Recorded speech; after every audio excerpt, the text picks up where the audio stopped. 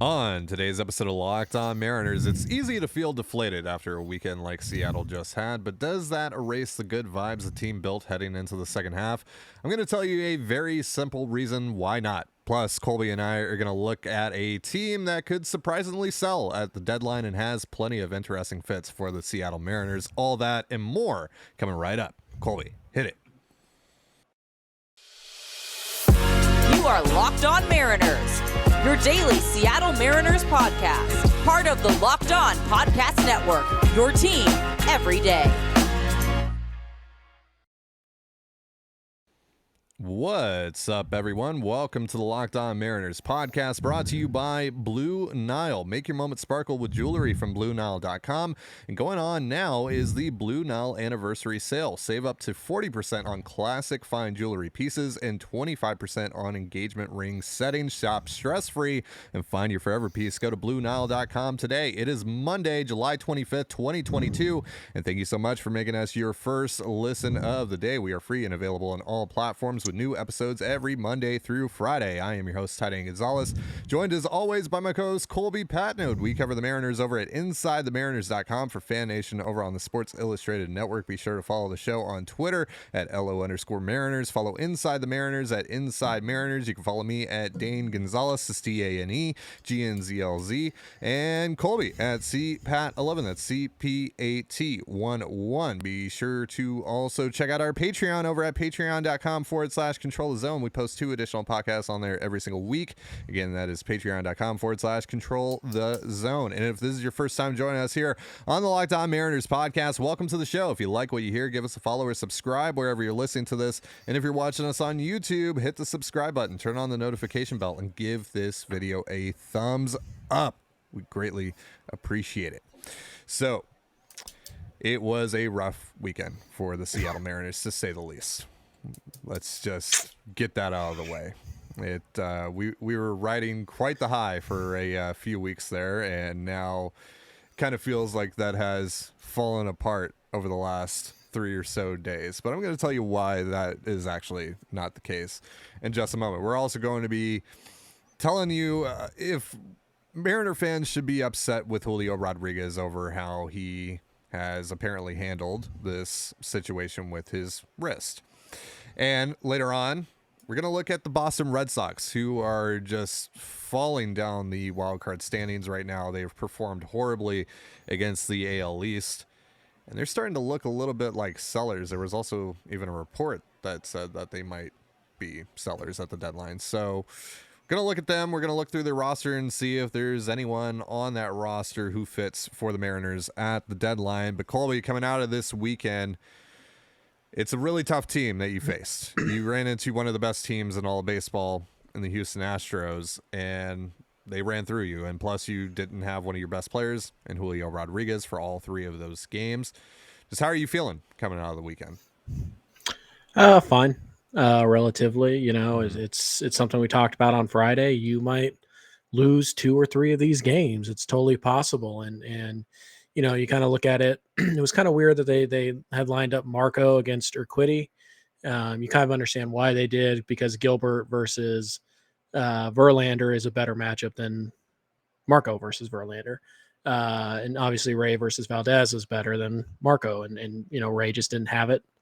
Got a little unlucky. There were some front foot, like the double that in the second inning stands out, where he just kind of flung the bat at the ball, and Jesse Winker's slower than molasses in freezing weather, so it falls in. So it's just one of those things where you really needed to win that Urquidy game to avoid a sweep, and they just couldn't do it. And in all 3 games they had enough traffic to win all those games. They just couldn't get the big hit. Kyle Lewis came close. Pena made a nice play. It wasn't exactly a rocket or anything, but he came close to getting that big hit. The Mariners twice had Sam Haggerty up in the 7th inning or later with a chance to tie the game or give the Mariners the lead in the case of the Verlander game.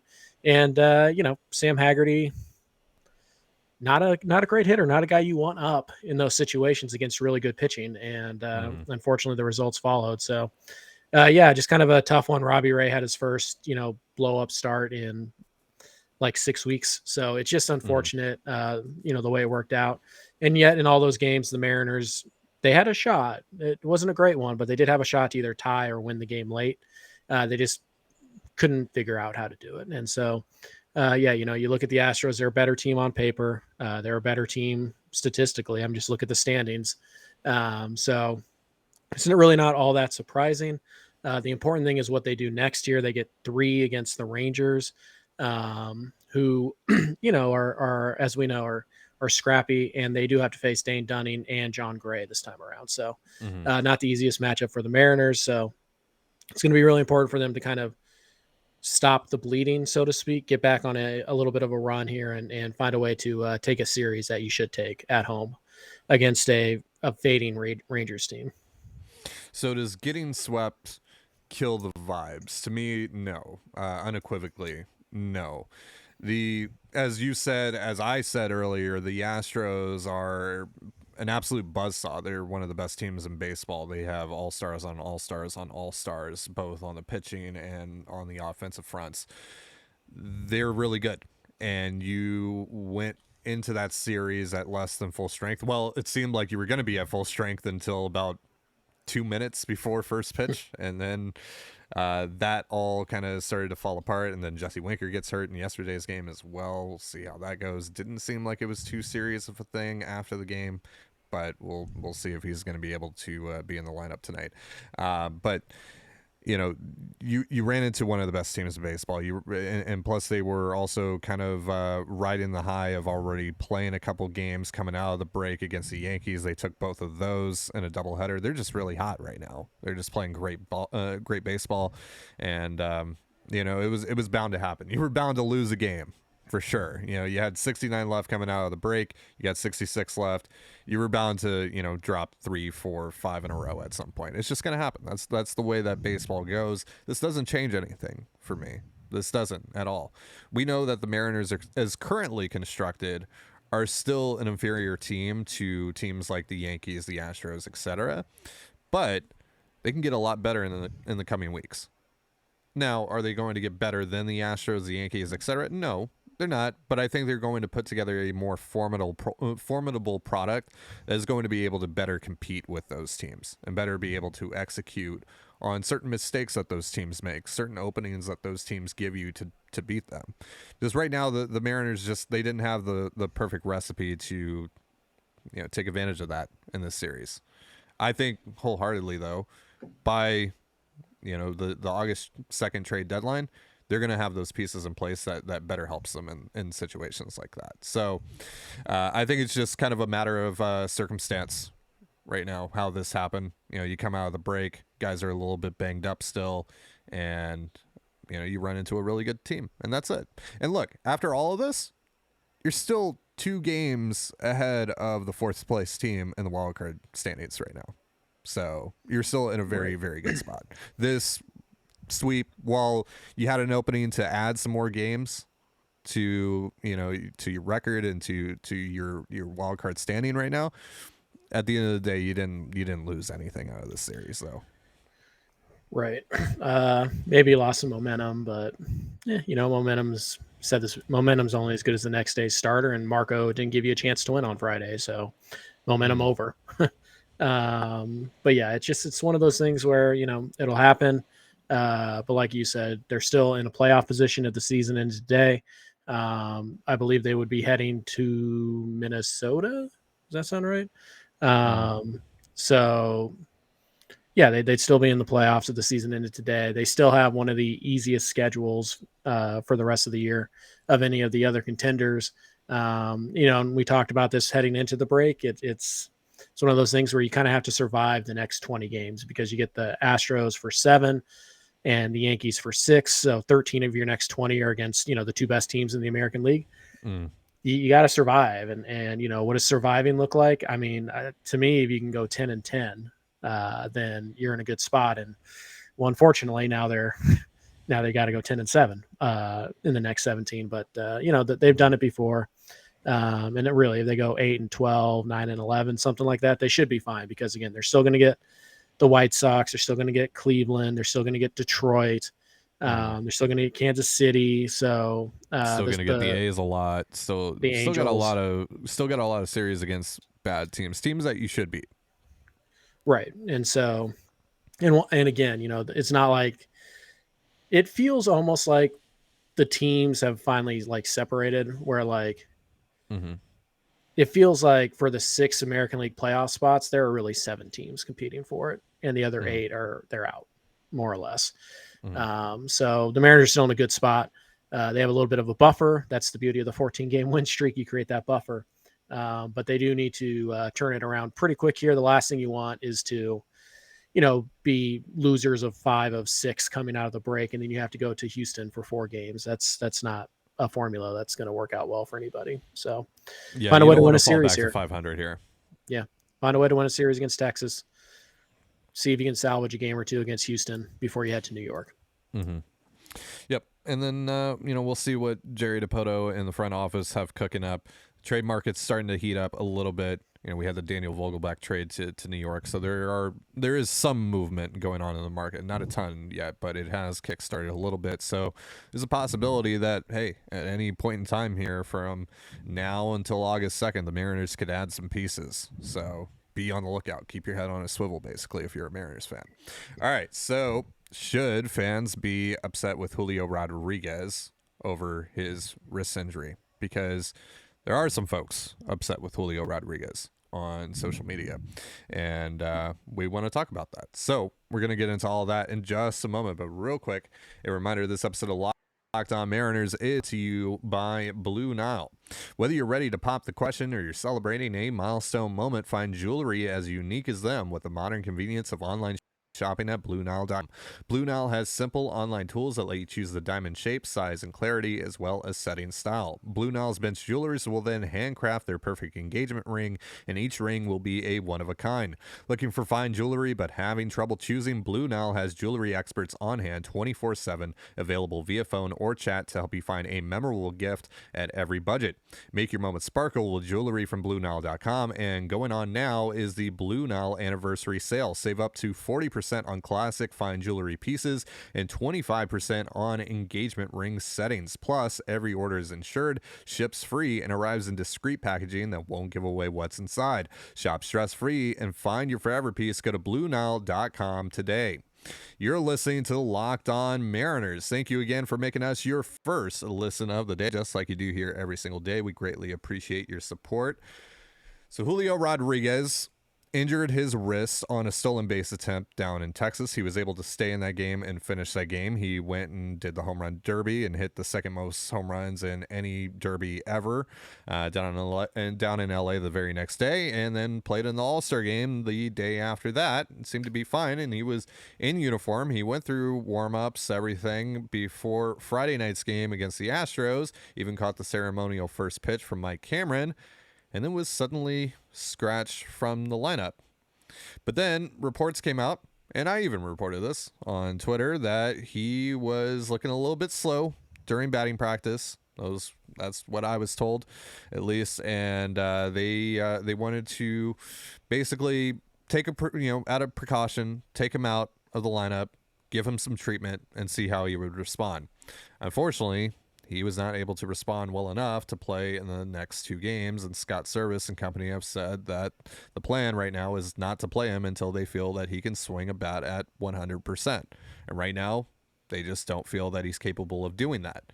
So knowing that he did injure the wrist in Texas, Scott Service has identified that as what started all of this.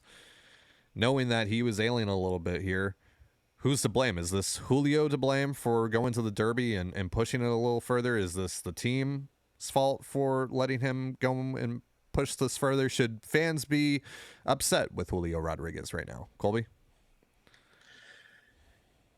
It's a little complicated because on the surface, Julio hurt his wrist, knew that he had hurt it to some degree, chose to participate in an optional activity anyways, took, 150, 200 vicious swings in a hour and a half time span, aggravated the wrist, then played in the All-Star game, took two at-bats in the All-Star game, Mhm. And then next thing you know, he misses, I don't want to say a crucial 3-game series, but you have sellout crowds, there's all this momentum, you built all this positivity, and 5 minutes before first pitch, boom, it's gone. Like, and they just never recovered that energy. So on the surface, yeah, I understand why Mariners fans would be like, what are you doing? Like, why did you pick the home run derby over winning? And honestly, based on what I've heard about Scott's service, it sounds like Scott kind of. I don't think he's mad at Julio. I think he's maybe a little disappointed. You just kind of read between the lines of his comments. He said, "Well, he said he was good," and it's like, Yeah. so like clearly they were concerned enough to ask Julio, "Hey, are you sure you can do the Derby?" And Julio said yes. And so I understand from that side, but also you look at from Julio's side, Julio's 21 years old, right? He is at the All-Star game for the first time. He is at the home run derby for the first time. Uh, there's a lot of adrenaline pumping through him. So he's probably not feeling the wrist all that much, the day after because he's so jacked up. And then the adrenaline goes away for a couple days. The wrist starts to stiffen up a little bit. Um, and you say, well, how much was there really reason for him to think that the wrist was going to be a serious issue? Because sometimes your body can lie to you with adrenaline, right? So we don't know how much that wrist Mhm. was bothering him before the Derby. And if it was bothering him at all and he still chose to participate, I would say Mhm. that's a selfish decision on Julio's part, but selfishness isn't really a problem. It's one of those things where it's like, selfish is typically seen as a bad thing, and sometimes it is. But for Julio's standpoint, like, I got a chance to go win $1 million, like Well, $300,000 that's over yeah, that's over the what I thing was that going to I make was this year, anyways. Yeah, that's what I was going to say too is like you got a 21-year-old here who has an opportunity to use his great immense hmm talent to make a higher earning than he will for this entire season in one night. right. And And not he to did mention, that. yeah, not to mention build his national brand. Um, Yeah. More or less cement himself as the rookie of the year, which also comes with $1 million bonus. Because at this stage, if Julio doesn't win rookie of the year, it's going to be because he collapsed. It's if he's even just average Julio for the next 2 months, he's rookie of the year, and I believe that comes with another $1 million prize. So yeah, it's one of those things where it's like Julio maybe made a business decision and trusted himself and his body to figure it out after the fact, and at 21 years old, seems like a reasonable risk. I mean, honestly, in the mind of Yeah. a 21-year-old, you're indestructible. And so it's Right. just one of those things where it's like, I don't know if anybody's to blame here. I don't know if anybody, like, I understand like the feeling of like feeling let down almost by Julio, but I also understand the idea of like, like, don't like how dare you question Julio's toughness or whatever, because there are some people out there who are saying some really weird things about Julio, how he's Mhm. not a game, or he's not like a grinder, or like he can't tough it out, and like, oh well, clearly it's just all about him, like he's so fake. And it's like, what are you talking about? Yeah, Like no. there's a line you cross where it's ridiculous. But I think what you also can't say is that Julio should be absolved of all like No. disappointment. I don't know if disappointment's the right word. That sounds a little too harsh, but I think it's fair for fans to be like, oh, man, you hurt your Criticism. wrist. Yeah, Yeah. a little bit of a light criticism, I would say. Yeah. Like, Yeah. not the like, oh, he's putting the team or he's putting himself above the team. None of that nonsense. Just, it wasn't a smart decision for a 21-year-old to risk that. Yeah. And the Mariners won't even rule out a DL stint or an IL stint. So Mhm. it's might be serious enough. It's a risk that he's hurt in the past. I understand why Scott would be a little bit miffed that Julio, Yeah. Julio said he was good. So I don't know. And then he also, maybe I'll sit on that until we have some more confirmation. But Mhm. to me, it's like, I get where where most of the Mariners fans are coming from, who are disappointed, uh, not the extreme side of it. And I also understand that people are defending Julio. It's totally defensible. I don't think Julio's a bad guy. I don't think that the Mariners fans who are like, like, oh, I wish he hadn't done that. I don't think they're dumb. I think they have Mhm. valid points on both sides, and so it's just a situation that's a bummer for everybody. Yeah. And ultimately at the end of the day, I mean, put on a hell of a show despite all of this down in LA as well. And that was, I mean, we all enjoyed it. Let's not fool ourselves here. We all had fun with it. And, it's just now looking back on it in retrospect, knowing more context about the risks and everything. Yeah, I mean, I wish he had not done that. I wish that he had not pushed it, but at the same time, I get why he did it, right? I honestly, if I had a chance to do it again, I still would have put my faith in him, in a 21-year-old, to be okay, honestly. But that's just it's the way that it goes. It's at the end of the day that he made a decision for himself and to build his brand and to have a chance to earn more than he was ever going to make this year in its entirety. So I can't fault him for that. I really can't. I cannot hold that against him whatsoever. He's a sensational talent and an absolute superstar who deserves that stage, who deserves to have that stage right now, not in the future, but right this second. And I'm glad that he took the opportunity for that. I just wish that maybe he had gone about it a little bit differently, but it's over and done with now. Now all you can focus on at this point is how do you proceed? How do you navigate this if you're the Mariners? And how is the best way to navigate this if you're Julio? Do you try to rush yourself back, or do you, take that IL stint and get a week off and really try to heal up and get ready for this run in the second half? I think this is going to be a very big decision for both the Mariners and Julio coming up here in the next day or so. So switching gears now, we are going to talk some trade. The Red Sox, as I said earlier on in the show, have really, really struggled as of late, and they're starting to look a little bit like they might end up being sellers. They have a few pieces that Colby and I both like for the Mariners. We'll be talking about those guys in just a moment, but real quick, a reminder, this episode of Locked On Mariners is brought to you by BetOnline. BetOnline.net is the fastest and easiest way to check in on all your betting needs. Find all your favorite sports and events at the #1 online source for odds, lines, and games. Find reviews and news of every league, including Major League Baseball, NFL, NBA, NHL, combat sports, esports, and even golf.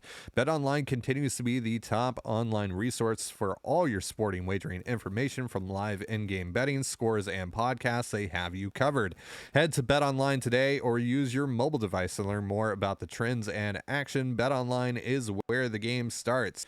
So I think anyone who's listening to this that hasn't been living under a rock knows that the Red Sox lost to the Blue Jays by a bajillion runs the other day, and then they lost 3 other games to them as well and ended up getting swept, and they are falling apart. Now, this year as a whole, they've been really bad against the AL East. They haven't won a series against the AL East this year. That's ridiculous.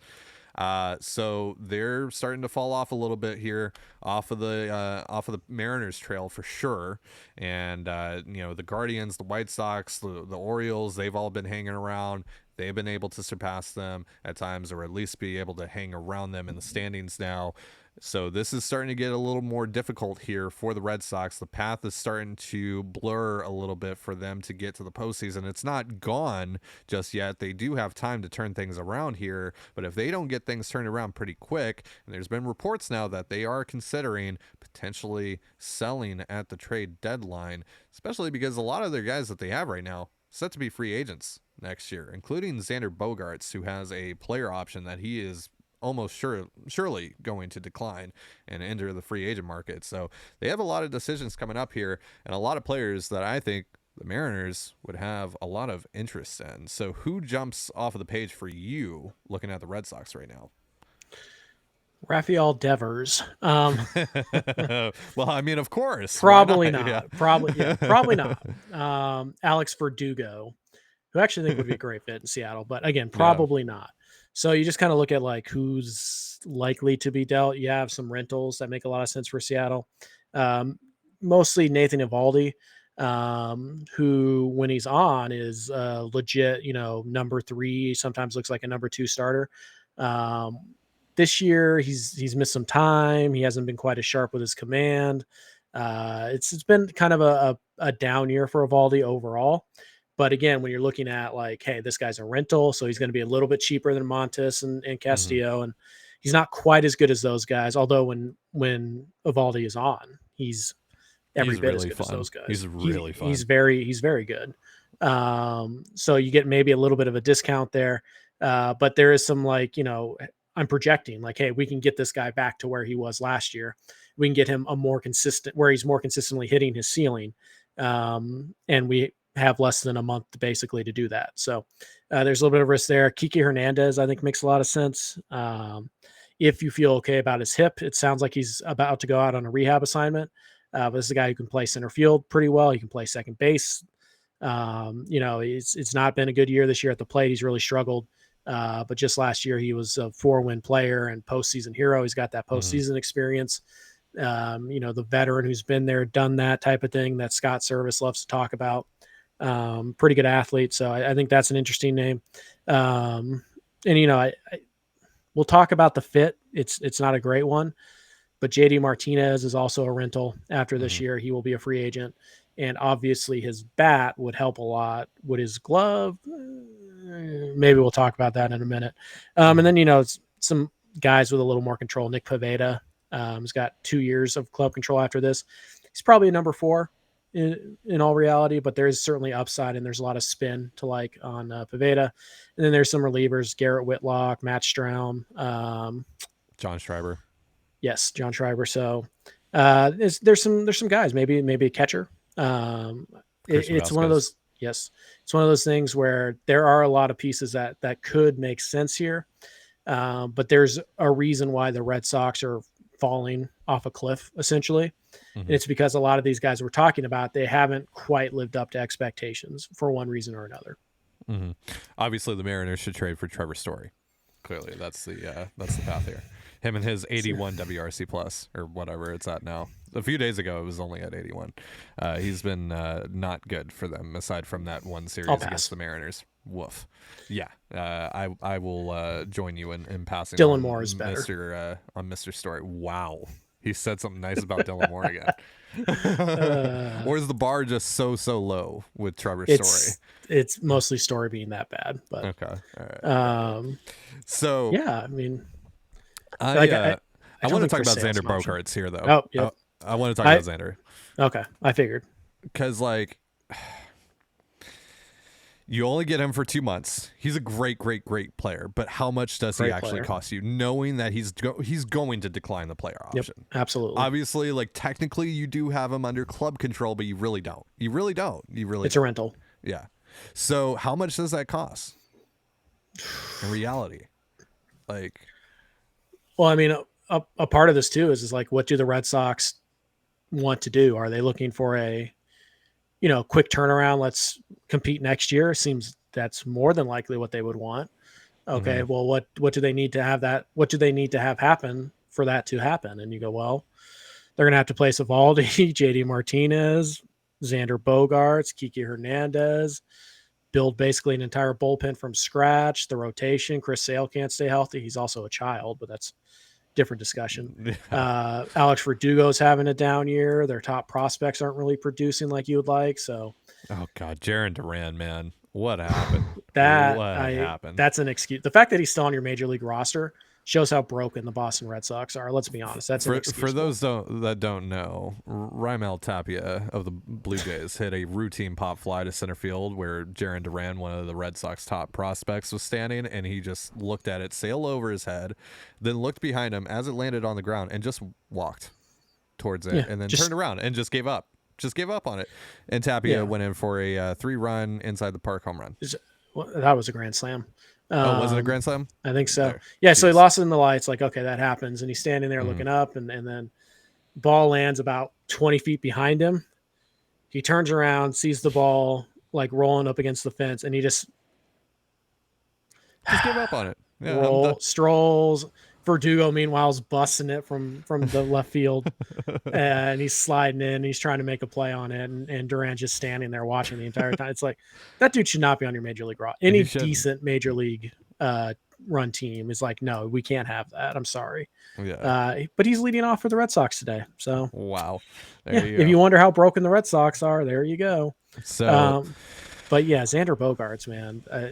First of all, the answer is yes. What do you do with JP? I guess JP is your second baseman. Or Xander Bogaerts is your second baseman. Yeah, I mean, you trade for Xander. He plays wherever you want him to play, basically. So Yeah. if you want him to play at second base, he plays at second base. That's it. I would guess that for Xander Bogaerts, Emerson Hancock Would you for do 2 it? months of Bogaerts. It's Xander Bogaerts. It is.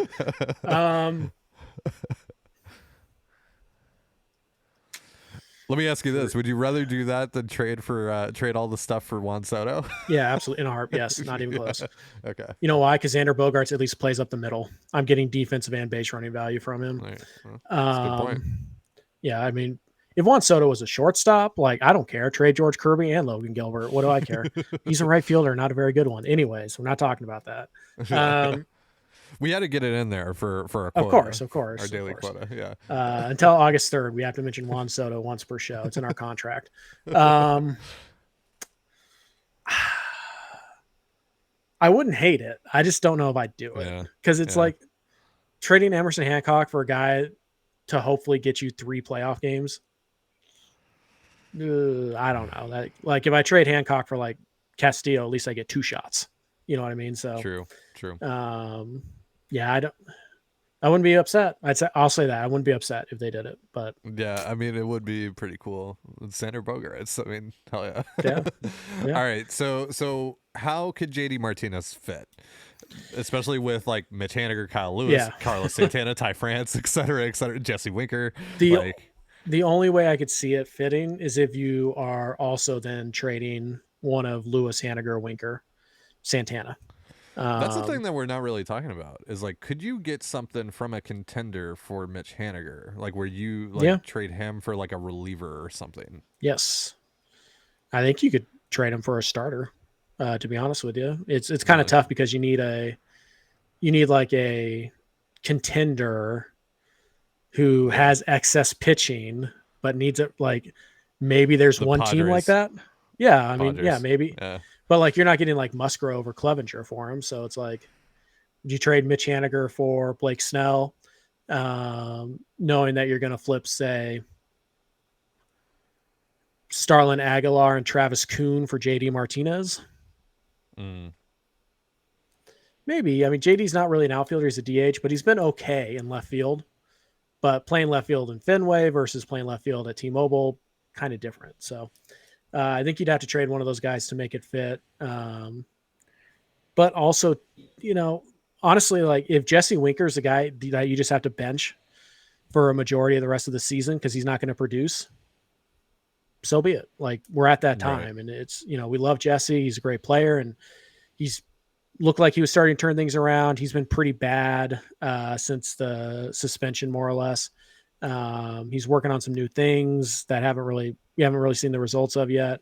So I still think he's going to hit at some point, but how long are you willing to wait? Is JD Martinez a better hitter right now than Jesse Winker? Yeah. So then isn't that all that really matters? Yeah, kind of. So I don't really see JD Martinez being a fit, but if you trade, I don't know, what if Kyle Lewis is a part of the trade to get Luis Castillo?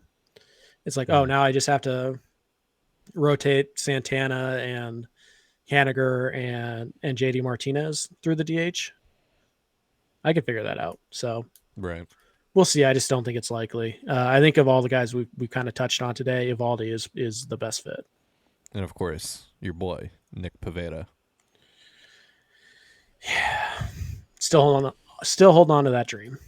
Yeah. Should have done it a few years ago when he was cheaper, but Jerry doesn't take my calls, so darn. I mean, he's still there. He's there. He might be there. He might be available. Just saying.